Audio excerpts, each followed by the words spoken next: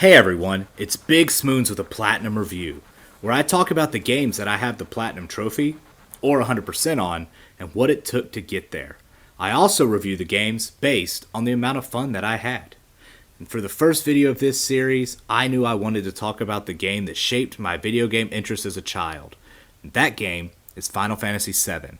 I'd played other games before it, but it was my first JRPG, and one of the first games I played on a Sony console way back in 1997. There will be some mild spoilers to talk about the story. The first Final Fantasy game was released in 1987 and had 6 mainline titles before I even became aware of the series.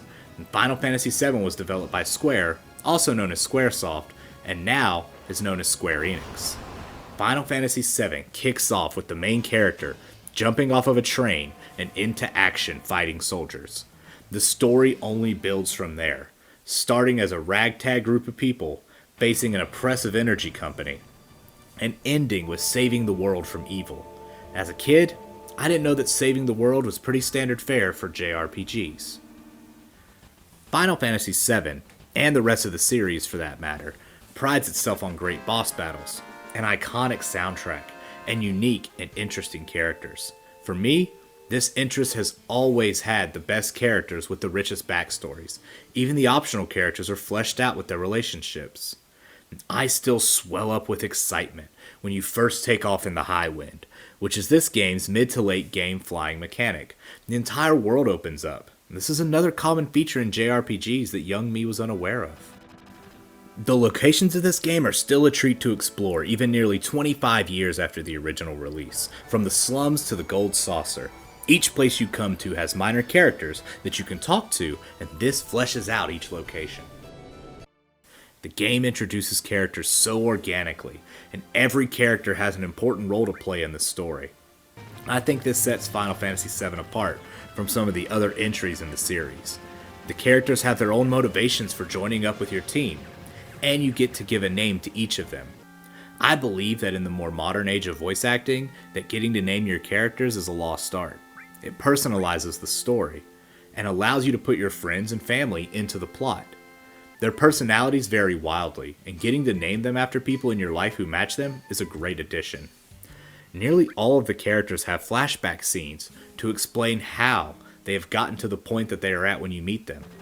Some of these flashbacks are violent, some of them are tragic, but all of them justify their motivations for wanting to fight with you. The game has its ups and downs in tone. The serious plot is often broken up by parts of comedy or silliness, and I love this about the game. It never feels like you're emotionally exhausted because something fun or funny is just around every negative scene. The game knows that at the end of the day, it is just a game. It has to be fun. Some modern games are an emotional slog that requires breaks to recuperate, and that's okay too. But Final Fantasy VII puts those breaks right into the game. I think it would be a disservice to talk about Final Fantasy VII and not bring up the big bad himself, Sephiroth. He's introduced as an immediate powerhouse where you fight alongside him. He suffers from a terrible backstory, and this means he moves on to do some terrible things. And I've played most of the Final Fantasy series, and he still takes first place as my favorite villain of the series. He's sprinkled throughout the story, and is constantly doing things to make you hate him. He suffers from an identity crisis and commits atrocities on his path to figuring out who he is and where he comes from.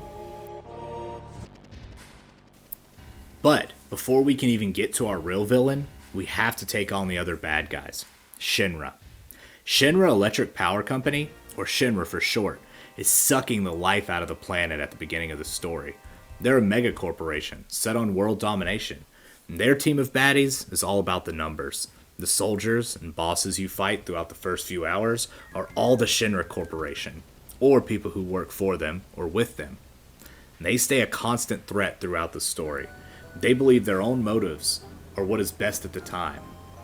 This often leads to them making terrible decisions that your team then has to come and clean up. It's easy to get lost in the connected plots of the game, but your characters will take breaks and give an in-game recap of the events. This works out great in case you've taken breaks between game sessions and need to be caught up. Enough about the story though. What about the gameplay? The combat is all turn-based with an active timer. If turn-based fighting is not your speed, then the game will be a chore for you to get through. I love turn-based games, and Final Fantasy VII is no different. There's a combination of attacks, magic, summons, and special commands that can be used in battle. Take enough damage, and you can use a limit break. And these ultimate attacks can completely destroy standard enemies and turn the tide in boss battles. Other than combat, there's a large open world to explore, and individual maps that you go into that need to be explored as well. Some of the best weapons or limit breaks can be found just lying around in certain areas of the game. Let's talk trophies. There are 32 trophies in the game, and most will not be achieved through a normal playthrough from start to finish. There are trophies for learning everyone's final limit break, maxing out a character's level, materia, and money. And those are the grind trophies. You also need to collect hidden materia, obtain the hidden characters, and kill the hidden bosses. And these guys are no joke the hardest enemies in the game. But there is a trophy for your team dying. So it works out. There are also some completely missable trophies, and I recommend following a guide if you plan to do a one playthrough platinum run. You may see some of the same places multiple times on the grind to get the platinum. There are cheats for the game that can make the trophy process much easier and quicker. The first cheat is God mode. You always have your limit break, and your health and MP regenerate. And this can be great during certain battles that you failed to set your team up appropriately. Then, there is no random encounter mode, which can help you get around the map without needing to constantly stop and fight. And this is counterproductive to grinding out levels, money, and materia though.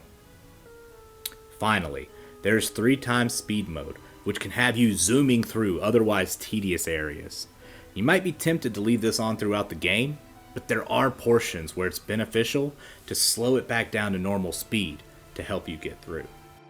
Overall, the cheats make the platinum well within reach for even the casual JRPG player. The secret bosses still require some preparation, but God mode will make quick work of them. The grind to level 99 and max money can be cut down by the 3x speed. I wanted to take a moment to talk about the Final Fantasy VII Remake. I enjoyed it, and I even appreciate some of the changes made. Part 1 ends fairly early in the story of the original game. At the time of this recording, Part 2 has not released yet, but I am interested to see what they do with the later parts of the game. There are some huge implications from some of the changes made, and I can't wait to explore the remake more as well. The Platinum Trophy didn't take me that long, but I have played the game several times and can breeze through most parts, sometimes skipping the intended strategy entirely. And I'm not arrogant enough to call myself an expert at the game, but I don't make mistakes very often. And I give Final Fantasy VII a 10 out of 10 for fun factor, and I recommend you get that platinum.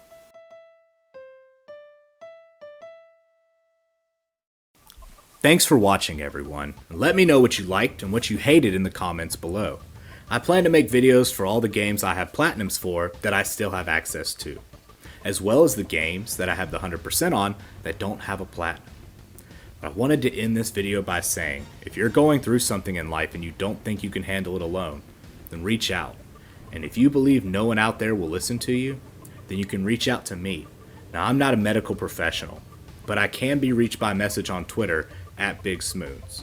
I just want you all to know how much more wonderful this life is with you in it. See you guys on the next BigSmoons Platinum Review.